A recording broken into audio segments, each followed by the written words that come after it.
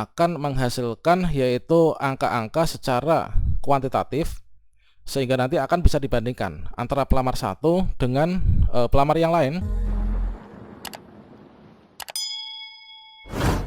Baiklah sobat semuanya, berikutnya kita memberikan update informasi yaitu 5 fakta penting terkait tentang seleksi verifikasi atau kesesuaian.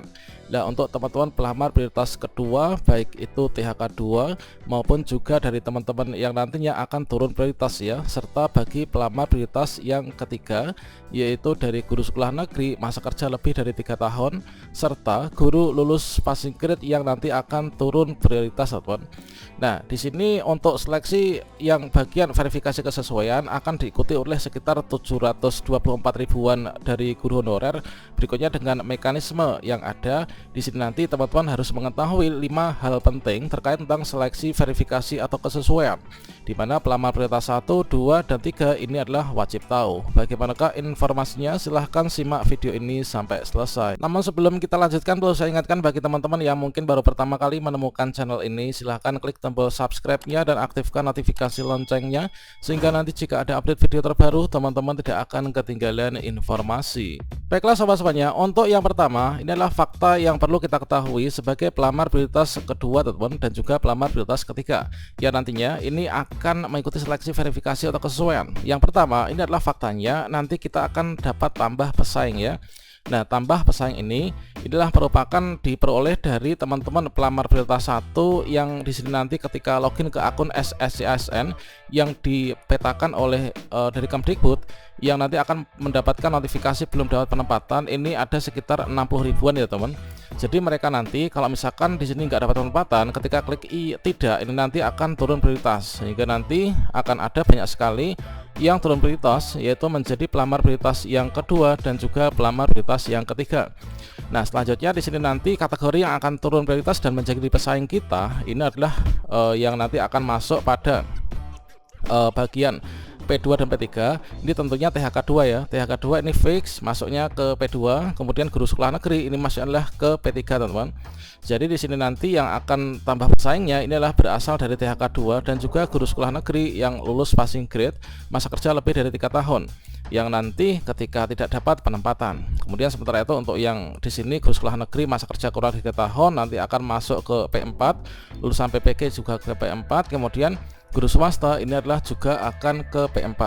Nah, selanjutnya di sini berarti dapat kita simpulkan untuk pesertanya nanti bukan hanya di sini nanti sejumlah ini ya. Jadi pesertanya bukan hanya sejumlah ini, namun akan ada tambahan. Jadi tambahannya adalah berasal dari THK 2, kemudian guru sekolah negeri masa kerja lebih dari 3 tahun, dan juga guru lulus passing grade yang nanti akan turun prioritas, teman. Kemudian untuk yang kedua itu adalah dilaksanakan pada tahapan kedua. Nah, seperti yang kita ketahui bahwa seleksi P3K guru ini terdapat 3 mekanisme seleksi ya. Ada 3 mekanisme seleksi yang mana untuk seleksi verifikasi ataupun kesesuaian inilah dimasukkan dalam tahap yang kedua.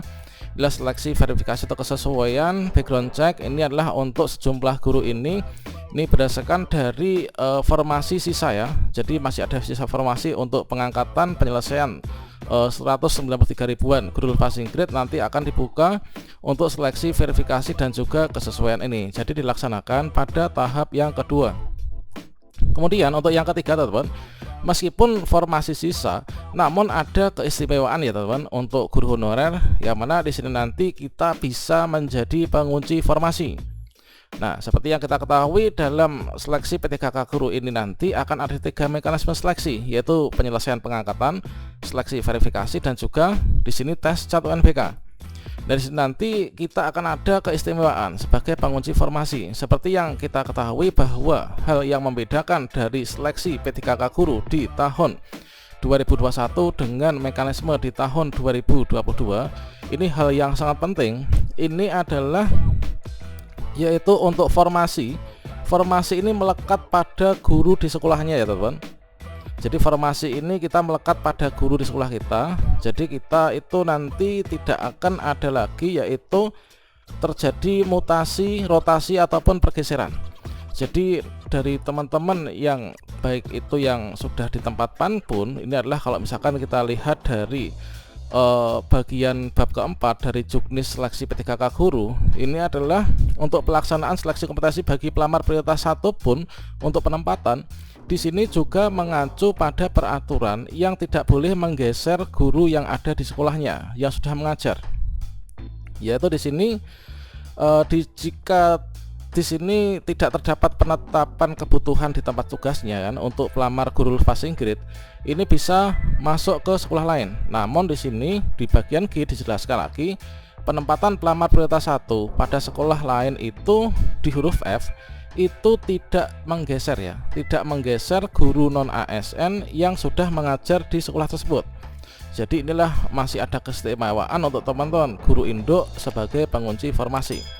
Sehingga di sini nanti disimulasikan seperti ini, yaitu untuk yang bisa diisi dari teman-teman guru lulus passing grade. Ini dari penempatan sekolah lain, ini adalah dari cloud ini, dia itu mengisinya adalah yang kosong.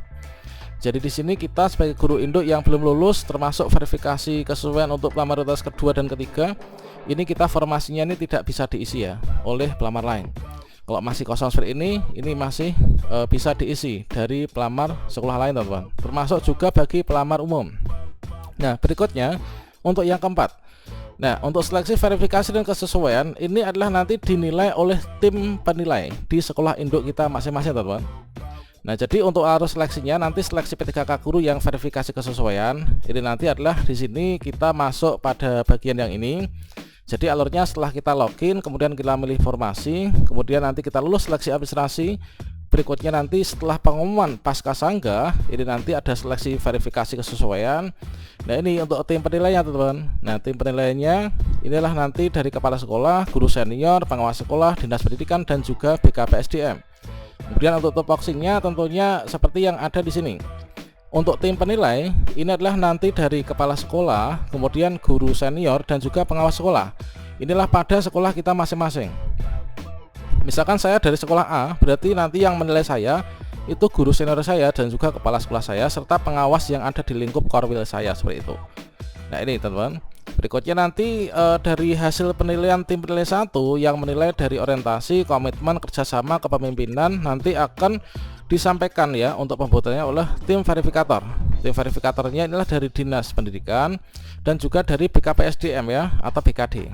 Nah hasil akhirnya nanti akan ada nilai-nilai secara di sini secara kuantitatif ya. Nanti akan muncul yaitu skor akhir teman. Itulah nanti yang akan menjadi penentu kelulusan. Nah berikutnya di sini yang kelima ini adalah akan ada perankingan ya. Ini berdampak pada penentu kelulusan. Tentunya yang namanya seleksi itu tentunya untuk memilih ya teman-teman. Seleksi itu pemilihan.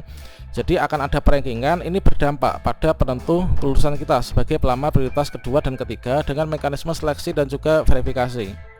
Nah, seperti yang kita lihat pada alurnya di sini, jadi dari tim penilai inilah pada bagian seleksi kompetensi verifikasi kesesuaian oleh tim penilai ini nanti akan menghasilkan yaitu angka-angka secara kuantitatif sehingga nanti akan bisa dibandingkan antara pelamar satu dengan pelamar yang lain.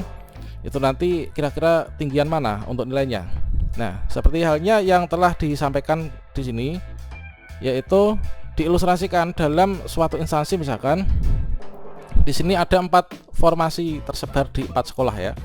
Namun formasi dibuka ini di sekolah A dan B saja. Jadi formasinya di sini hanya ada di sekolah A dan juga ada di sekolah B. Sementara di sini ada guru honorernya yang tersebar ada 4. Maka di sini nanti formasi yang dibuka di sekolah A dan B. Berikutnya pelamar sekolah C dan D ini nanti bisa melamar untuk di sini memperebutkan formasi yang ada di sekolah A ya. Begitu juga dengan sekolah D ini bisa memperebutkan formasi yang ada di sini. Maka nanti untuk penempatan yang penting kita berusaha saja untuk mendapatkan nilai terbaik. Nanti penetapannya itu akan ditentukan oleh Kemdikbudristek ya melalui akun kita masing-masing. Nah, penilaian observasi ini dilakukan pada masing-masing sekolah ya. Jadi saya dinilai oleh tim penilai di sekolah saya, kemudian di sini yang C juga dinilai di C, kemudian D dinilai di D, dan B juga dinilai di D. Nah, selanjutnya jika pelamar di sini meskipun kita nggak dapat kuota ya, maka di sini kalau nilai kita lebih tinggi daripada di sini, maka di sini kita nggak bisa menggeser yang sekolah A ini, nggak bisa mengisi di sini. namun formasinya lah nanti yang akan dipindahkan. Begitu juga dengan yang B dan D ini, sehingga nanti simulasinya seperti ini. Nah, ini adalah merupakan sistemnya. Setelah di rankingan nilai tertinggi ini akan mendapatkan formasinya. Kita nggak menggeser formasi, nggak menggeser guru induknya, namun formasinya yang akan kita ambil.